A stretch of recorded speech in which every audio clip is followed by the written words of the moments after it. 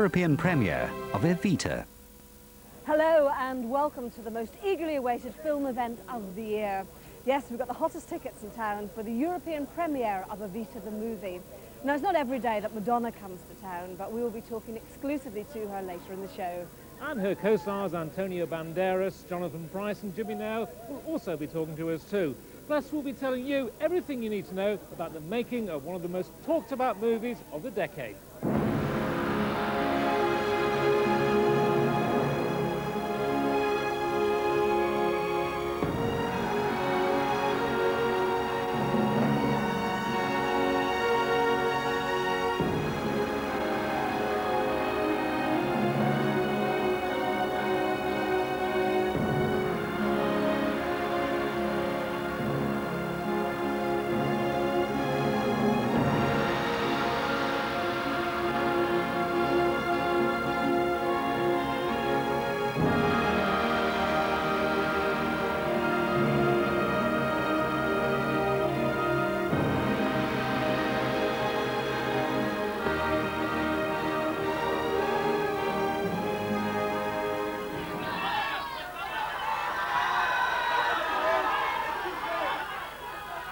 An invitation to this premiere has proved to be worth its weight in gold, but that hasn't deterred a host of top show business names from gathering for this glitzy occasion.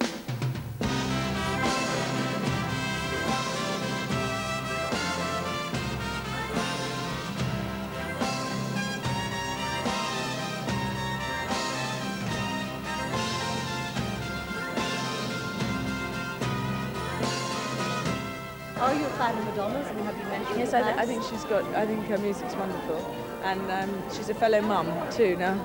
Exactly. So it's great. A wealth of celebrities are not the only people who turned out to catch a glimpse of the stars of Evita. Leicester Square is packed full of fans waiting patiently for one lady in particular. I wonder who that could be. All right. So you're here to see Jimmy Nail, are you? What do you think? Okay, how long have you been waiting here for? Since 10 o'clock this morning. What is so good about Madonna? Do I have to explain? Why is she the best? Oh, she's just a megastar. She can sing, she can act, she can do everything, can't she? No one better. What time did you get here today? 9 o'clock. Why? Because we want to see Madonna. We absolutely love her. What is so good about Madonna? Everything. Her music, her films, herself, everything. There's going to be some members of the royal family here as well. You bothered about them tonight? Not really, no. I think Madonna's got more prestige than the Queen will ever have. Evita the movie has taken an age to get made. It was back in 1978 that Tim Rice and Andrew Lloyd Webber penned the musical that became an instant hit on both sides of the Atlantic. Hollywood recognised the sweet smell of success and decided that it wanted a piece of the action. Evita has always had the right ingredients for the perfect movie. For starters, it's got the compelling story. A young actress comes from nowhere and ends up one of the most powerful women in the world. Add a smidgen of tragedy, a best-selling musical score, and hey presto, you've got a hit on your hands. So why has the story of Evita reaching the big screen become an epic in itself?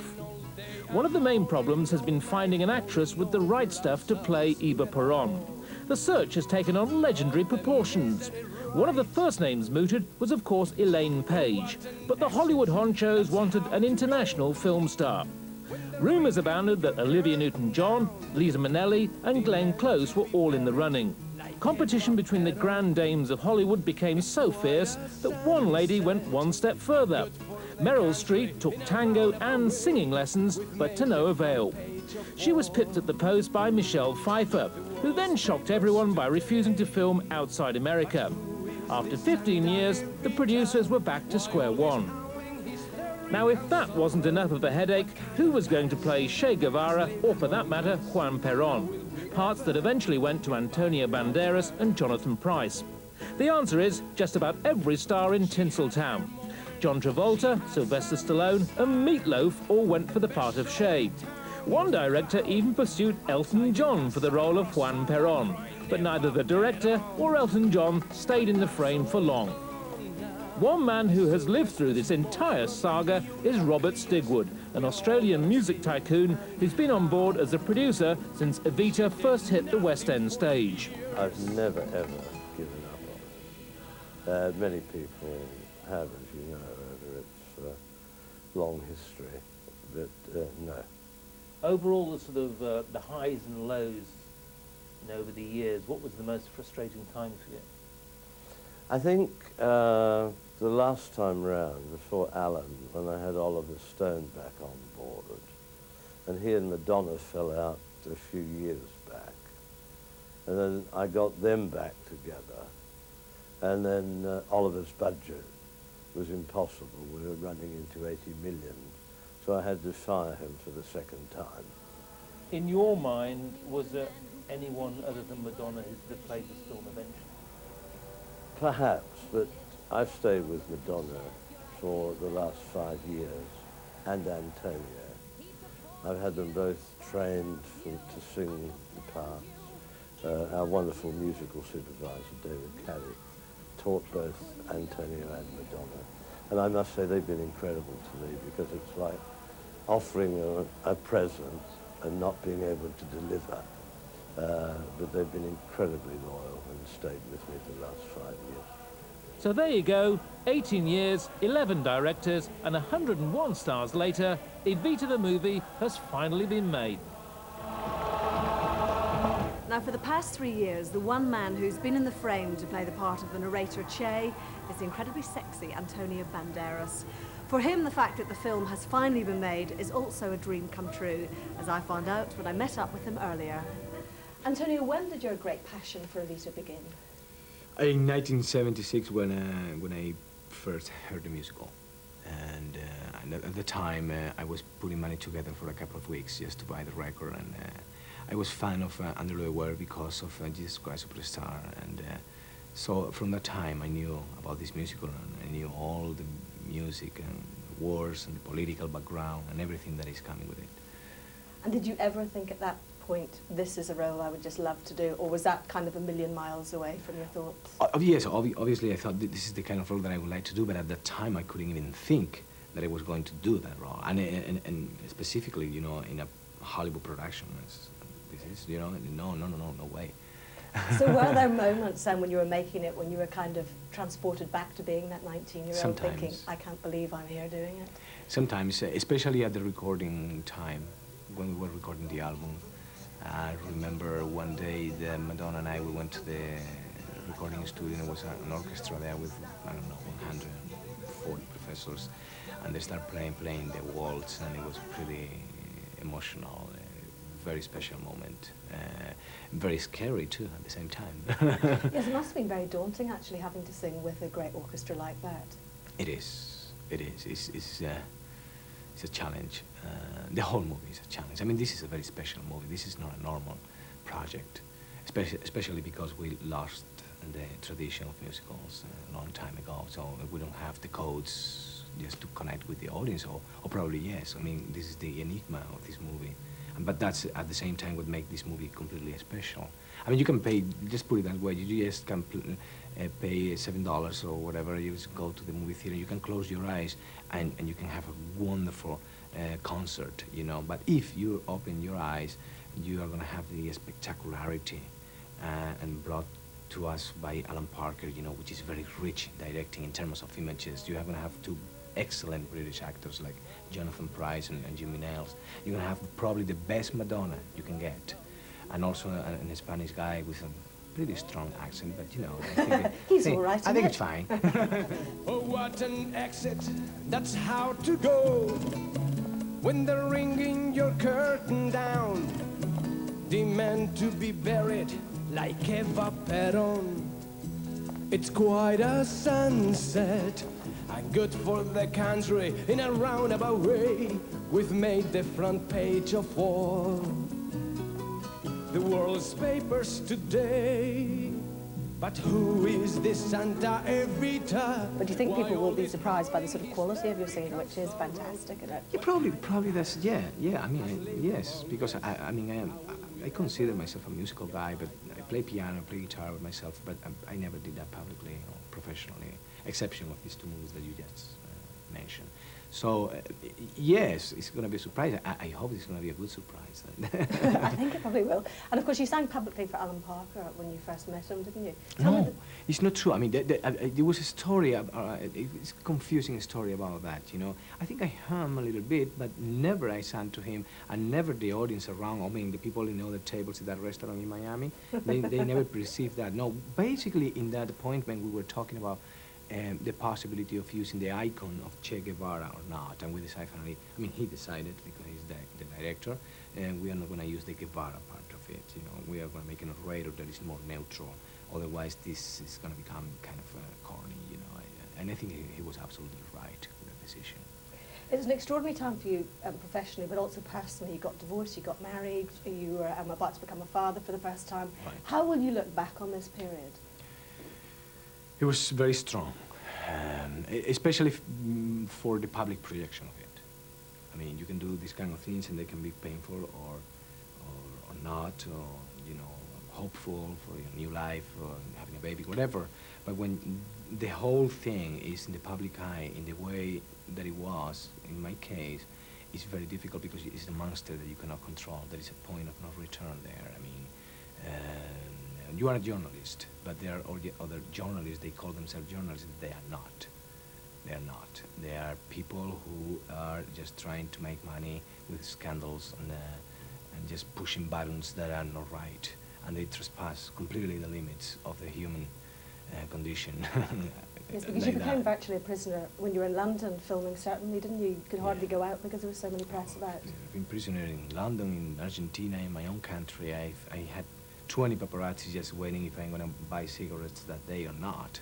So you tell me what is interesting on that. Probably what they want is that if I got a crash with my car so they can have something more interesting. I don't know, you know, the whole thing turns into that. I've been naked in a magazine, it was not my body. It was not my body, someone in internet did that. And so the situations like that constantly, you know, you cannot sue these guys because I would be all day long in a trial. Yeah. I mean, if I put all the news that have been, you know, thrown about myself in all those magazines, I would have committed suicide if my life were like that, you know. You'd never have time to make another film. It's now, impossible. did yourself and Madonna do a lot of baby chat on the set then? Not at all. I just knew that Madonna was pregnant a week and a half before we finished. It was beautiful working with her. She was very committed and she was very serious about the character. Absolutely beautiful.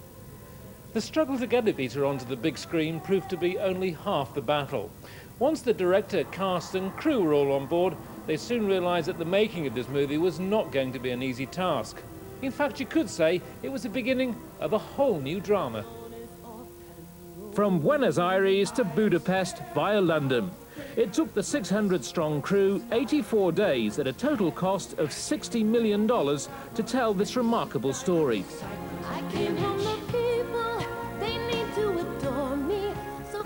Eva Perón, or Evita as she was affectionately known, was an illegitimate girl who rose from blinding poverty to become the most powerful woman in South America. At the age of 25, she married Colonel Juan Perón, a rising politician and soldier, and thus began a partnership which was to rule Argentina. Their joint charisma and ruthless ambition won them a people's army of supporters, but managed to upset the upper echelons of Argentinian society, including the influential military. Saint or sinner, no one can deny that Evita hypnotized a nation of 18 million people for 7 years before dying in 1952 of cancer when she was just 33 years old. You must love me. You must love me. It would have been an impossible task to attempt to tell her story without filming in her home country of Argentina.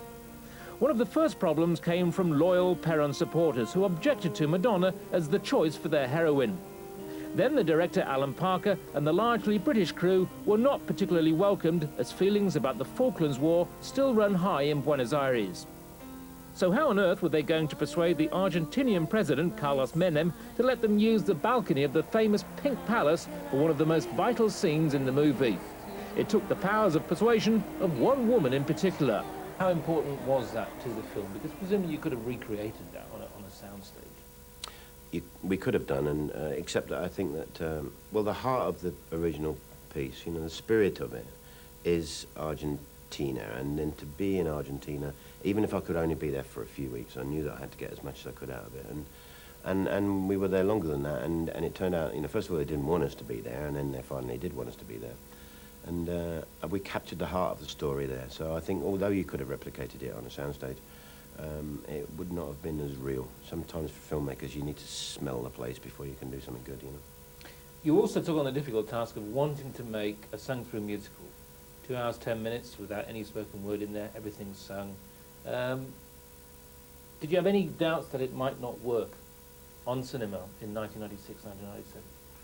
Well, you know, I was determined to make a contemporary film. You know, I didn't really think of it as a musical, and in the decisions that I made it as if I was making a normal dramatic film. The reason it's never got made is because it was always going to be a huge film and therefore an expensive one, and it's sung through. You know, I mean, there's a risk if the elements aren't quite right, and the elements became correct on this, and so it did get made. But did I worry? Yeah, sure, I worried. You know, but I mean, maybe I didn't stop worrying until like a week or 2 weeks in. You know, when you see the work you're doing, and then you think, well, maybe we'll pull it off. You know, but in the end, that was a challenge. Was making it as a musical, and actually, if you did pull it off, we might make something very special, and we hope we have. It's such a powerful movie, and it's obviously consumed a large portion of your working life. I mean, how do you top it? What do you do next? What do you do for light relief after this? Well, light relief, I don't know. You need a rest. It is, as you say, it's 2 years, and most of those 2 years have been 7 days a week. So it's kind of a relief to finish it, and it is, you know, whether people like it or don't like it, in the end, it's still 2 years out of my life, you know. We hope that people are going to respond to it, and it is a gigantic film, there's no doubt about that. I don't know, the natural response is that you do something very small, you know, 2 people in 1 room probably. But I don't know, once you've had the full toolkit, it's hard to go back. Well, I'm now been joined by Jimmy Nail, who plays Augustin Magaldi, the tango singer who first brings the young Eva Peron to Buenos Aires. Welcome. Thank and you. Congratulations on the film. How are you enjoying tonight? Because this is kind of your first big movie premiere, isn't it? Yeah, it's not too bad. I was at Los Angeles, and the Hollywood one was completely insane. So this one isn't too bad in comparison to that. It's pretty crazy out there, but that was like World War III. How important a role is this for you? Ask me that in 6 months. I don't know. We'll see if the phone rings next week. It depends, you know. I think if you're seen in something that's successful, it can't do you any harm. But I mean, is Hollywood kind of ultimately where you're heading for these days? Have you enjoyed this taste of it so far? Well, that will be enjoyable, but you have to keep it in perspective. It's only one role in one movie. We'll see. It will be enjoyable, but I'm a realist. Now, there was a story going around that you accepted the role because you heard that Madonna was in it. No, that's Alan's little joke. I actually, I got sent the script and I was looking through it, and they were, excuse me, I've got a bad throat. They were arguing about money, and my agents were saying, oh, we can't do this. And I got to my first scene, and it said I was in bed with Madonna's character. So I said, oh, it doesn't matter about the money, just take it. We'll do it. We'll do this. But you actually did the bed scene kind of towards the end of filming. Did that make it a lot easier to do? Yes. I mean, if you get into bed with someone that you really don't know, I mean, sometimes you have to do that. But thankfully, we'd got to know each other a little better by then, so we could have a laugh about it. You know, it wasn't at all awkward. It's not at all a bad scene, really. I mean, it's Disney, you know, had the scissors in. She has described you as a real pussycat. Well, I am, that's true. Of course, Jimmy, that's how you know. Were those feelings reciprocated? Pussycat, yes, well, you could call her that, couldn't you? Yeah. She's very nice. We had a lot of laughs. We had a lot of laughs yesterday at the, I sound like Cilla Black, don't I? We had a lot of laughs. What laughs, Chuck? No, we had a good time yesterday at the press conference, and I went up and saw the baby, and it was very sweet. So, yeah, she's cool. Listen, thank you very much for joining All right, us. And, enjoy the movie. I hope that phone rings a lot in 6 months' time. Well, we'll see, as long as it hasn't been cut off by then. Thanks, Jimmy. Join us after the break to meet Madonna, the undisputed star of Evita. She'll be talking to us exclusively about her hopes for an Oscar and how she's settling into motherhood. Plus tonight's celebrity audience tell us what they think of the movie. Don't go away.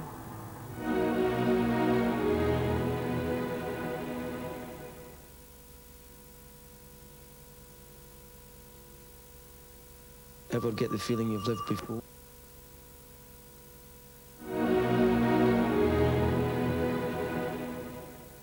Welcome back to the Empire Leicester Square, home for tonight's European premiere of Evita. Now, in just a few minutes, Madonna will be arriving, but in the meantime, I've been joined by the man who plays Juan Perón, president of Argentina, and husband, of course, of Evita, Jonathan Pryce. Jonathan, just tell me about your initial meeting with Alan Parker, which didn't really happen. I mean, it all went terribly wrong, didn't it? Yeah, well, I was on holiday in France, and he wanted to meet. I didn't particularly want to come back to London, so he flew to Marseille airport, not being told that my American agents had cancelled the meeting. So he spent 5 hours wandering around looking for a tall Welshman in Marseille. But we eventually did meet up in London. You've been quoted as saying that the concept of doing a musical on film is a pretty dangerous one. So were you at all reticent? Did I say that? Apparently, Yeah. who knows? But Yeah. were you at all reticent about accepting the role? No, I thought it was quite an exciting project, and you know, I just come out of Oliver, swearing never to do another musical, and then this came along, and it seemed a good opportunity to put into practice the things that I'd learned, the things I'd enjoyed about musicals, and putting it into my film work. How different is it doing it on film than on stage? We just do it once on film. You don't have to do it 8 times a week, but everything I'd learned, especially from Miss Saigon, about singing dramatically, I was able to put into Evita, so I wasn't too afraid doing it. And you obviously feel that it works well, do you? I think the film's extraordinary. I mean, it's hugely impressive. It's of epic filmmaking. I think Alan Parker's done a wonderful job with it. So it's something you look back on proudly then? I hope so, yeah. Well, enjoy tonight. Thank you very much for Thank joining you. us. All right, thanks. Now, the other star of Evita needs little introduction, but before we meet her, let's have a look back at her phenomenal career. We took a holiday. Time to celebrate. Like a virgin. With your heartbeat next to mine. Don't freak. I've been losing sleep. But I made up my mind. I'm keeping my baby. When you call my name, it's like a little prayer. I'm down on my knees. I wanna take you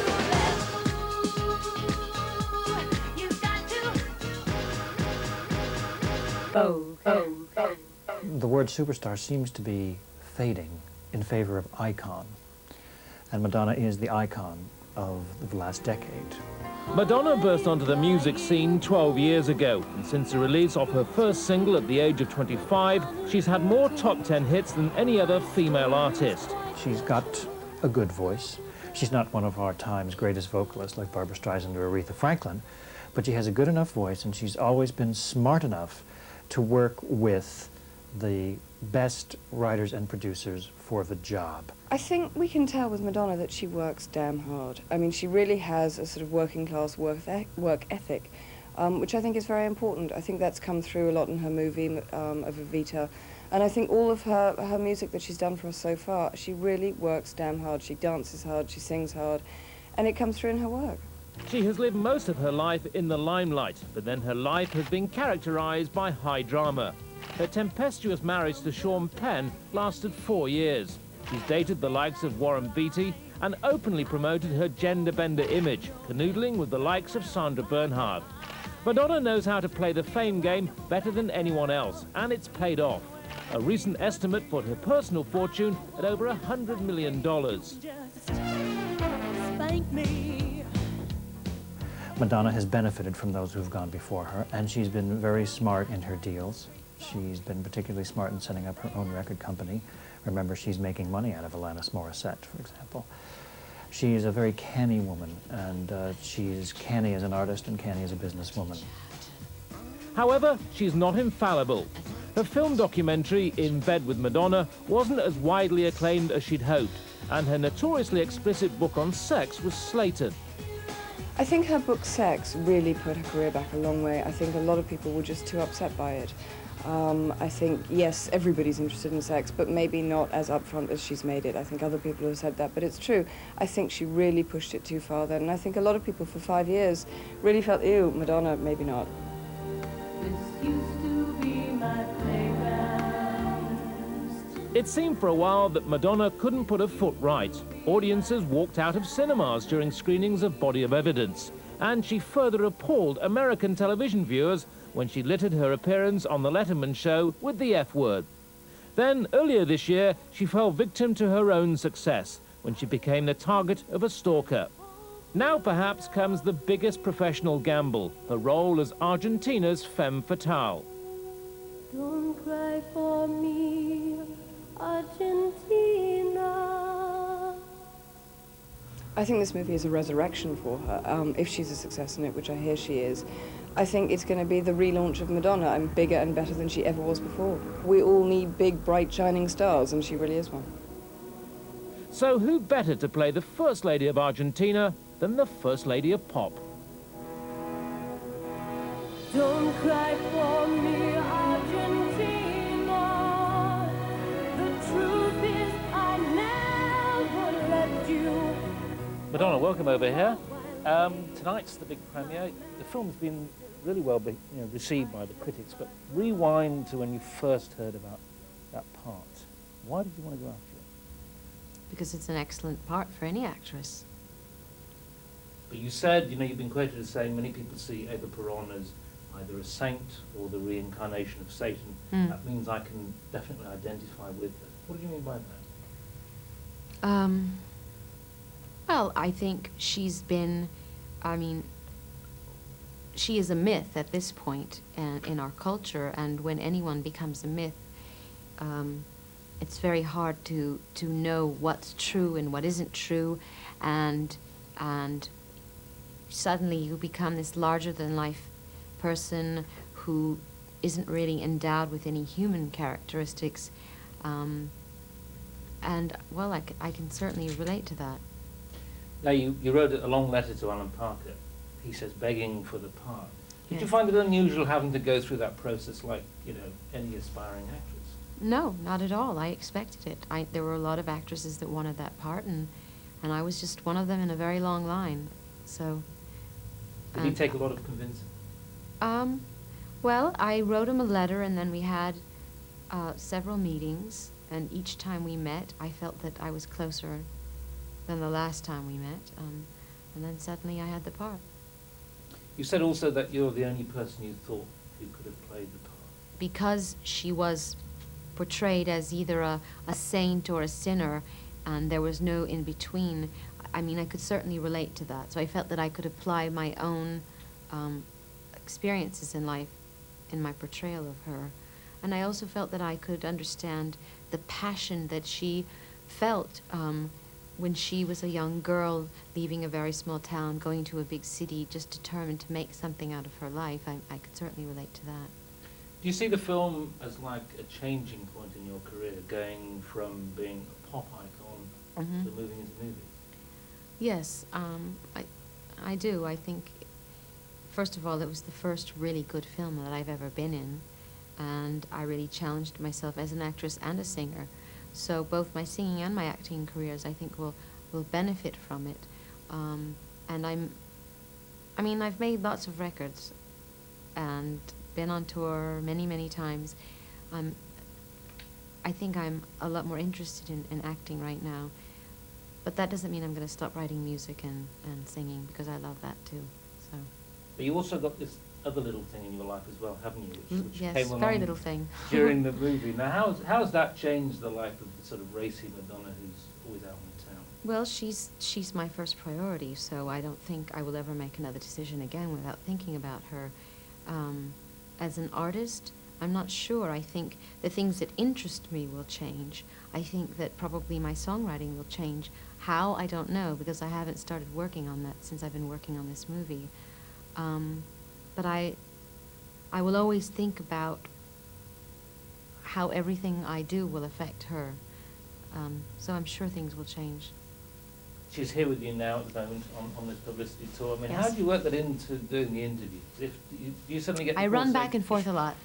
You suddenly get the call from the nanny saying, help, she needs breastfeeding. You Yes. have to go off, and that's it. Yes, that's what I do. Do you find that difficult, juggling the two careers? Well, being a mother's not a career. And I do find it difficult, but not impossible. I think you You just have to be very organized and figure out a way to work it all in. Do you think the media will treat you any different?